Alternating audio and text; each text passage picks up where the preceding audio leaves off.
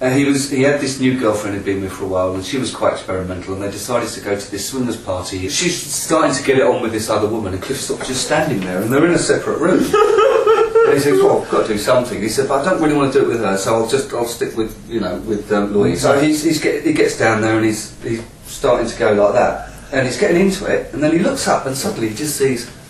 And he said, there were about 5 or 6 men and women just stood around watching him, and he said, he looked up and he was naked. He said, this is what he did. He went,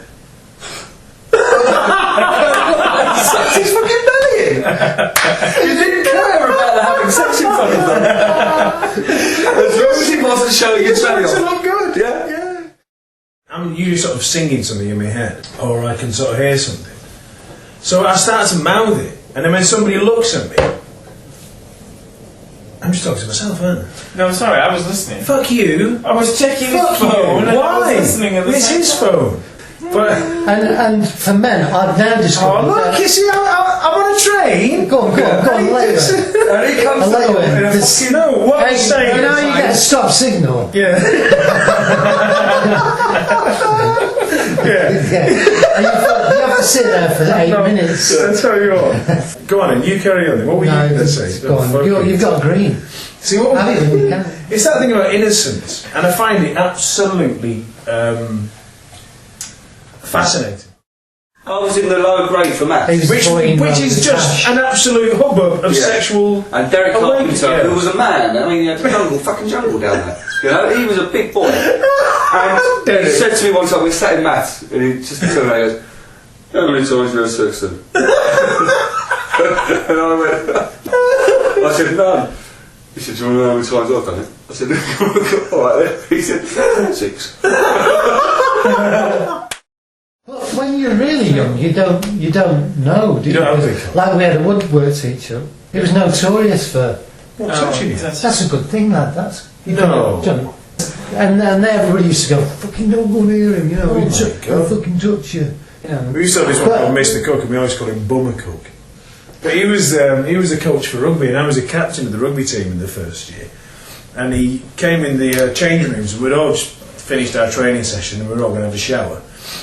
Whatever fucking good that is when you're a kid, because you don't fucking use any soap, do you? Yeah. But he walked around, he just had his rugby top on and nothing else. He was naked from the waist down, apart from his socks. Brilliant. And he's walking around, and we're all sitting there in our, in our kit, sort of watching him walk around. And he came over to me and said, "Well, Robert, what did you think of it today?" But just fucking standing in front of me with his cock out. Did he have a semi on as well? Was it glistening at the end? He was. But But it's like, if you turn too quickly, you just get just this little globule.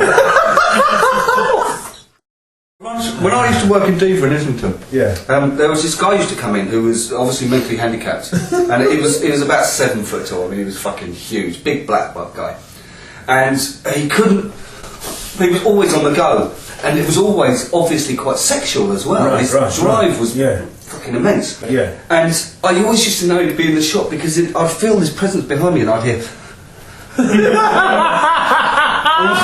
One time, I didn't know what was going on. I just felt these arms come around me, and I felt. And his minder came around. And Jason, get up, Jason! It's like a bad dog that's shaking. Jason! She pulled him out. She was screaming. I'm so sorry. But I will always live with that. Aren't we supposed to be doing some taping or something? Doing it. Have we been doing it all this time? Yes. Oh shit. I'm trying to think back now as to whether we actually incriminated ourselves. I don't think we did. You are a fucking bacon snob. I am a fucking bacon snob because good bacon is awesome, bad bacon is shit. So you've tasted good bacon to know that bad bacon is shit. Yeah. Yeah. I've been spoiled over the years. Because I know in Morrison's they'll be doing a special on Dennehy bacon. On what? Dennehy. Is it Dennehy? Dennehy? Brian Dennehy. It is bacon. Bacon. Brian Dennehy just does fucking bacon. Fucking good It is a poker. My name's Brian Dennehy and I'm gonna make cakes and fucking bacon. I did a Peter Greenaway film as well. Yeah, but hey, that was shit. That was just some very shite. Now I'm making bacon. But now I'm making bacon. He walked into the kitchen. Yeah. Perhaps he's walking past his posters as he's walking along the room. Remember this? Remember that? Well, now I'm making bacon.